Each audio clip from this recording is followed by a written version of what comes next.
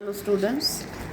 So in today's lecture we'll be learning what are the essentials of effective controlling system.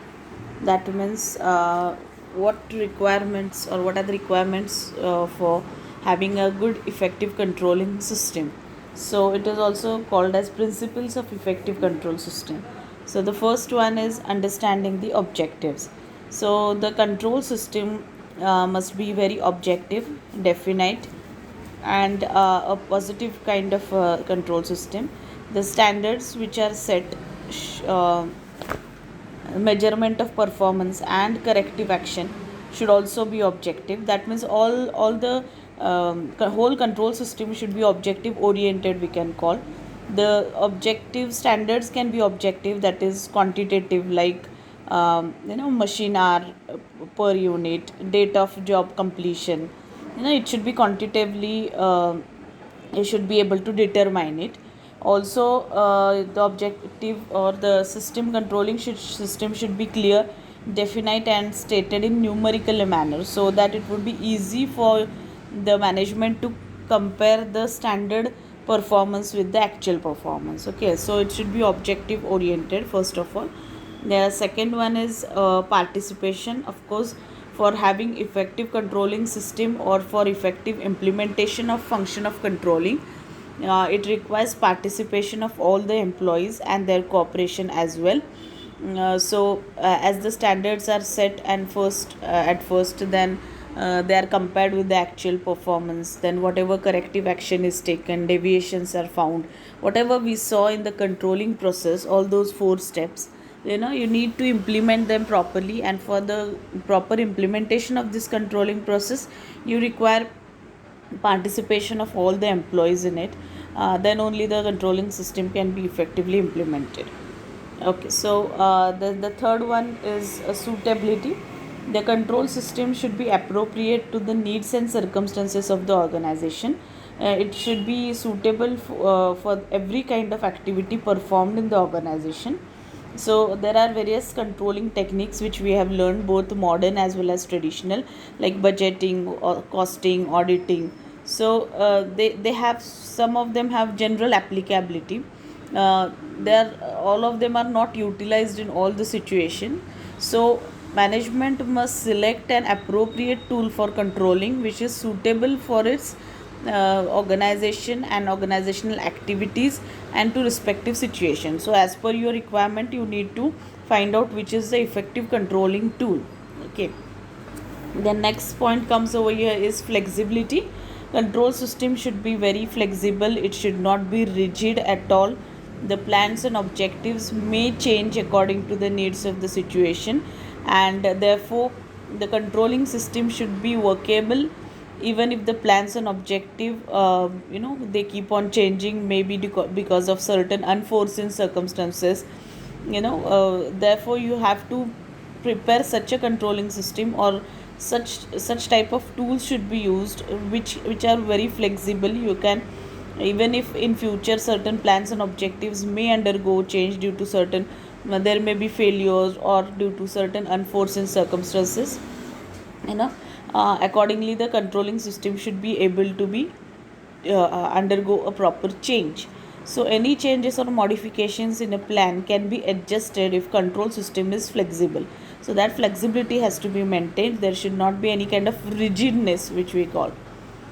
Then next one is economical. The control system must be economical, and the expenses incurred on controlling system should not exceed the amount of savings from its use.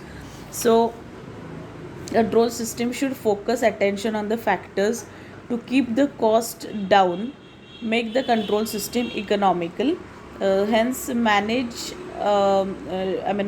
should avoid the complicated control process which will increase the cost of the system. So controlling tools should be used properly, effectively, as per the need of the organization. At the same time, you should also focus your attention and see to it that the cost of your controlling system should not increase. It should be within limit, or whatever budget you have set for it, that should be strictly followed. Then next is understandable.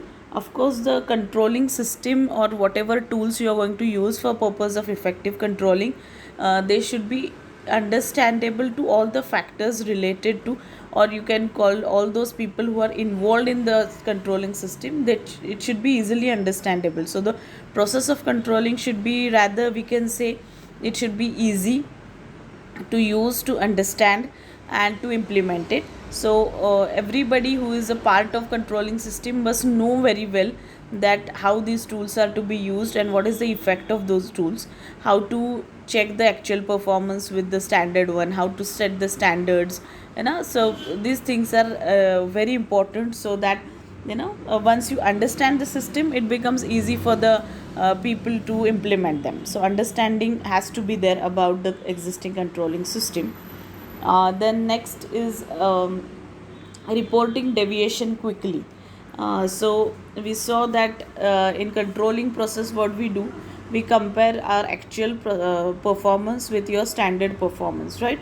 So whatever deviations we are detected in this process, they should be quickly reported to the concerned authority.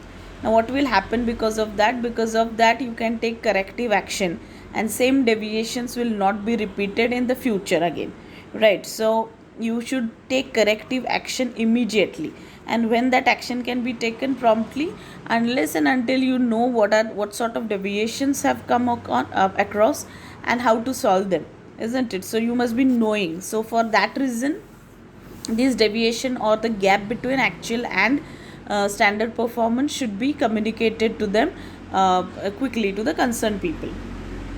Then assure corrective action. Of course, the corrective action should be assured. That means the people involved in controlling system must be assured about what sort of corrective action will be taken, when it will be taken, and they should be knowing that this action will be taken, so that these deviations will not be repeated in future. Next point is competent staff. Of course, your controlling system, if you want to effectively implement it, then you require people, those who are very competent, intelligent, who can efficiently implement the system. Next is follow the organizational pattern. So controlling system should give attention on managerial positions through which variations in the performance are corrected. Each managerial position should be provided with proper authority to take the corrective action.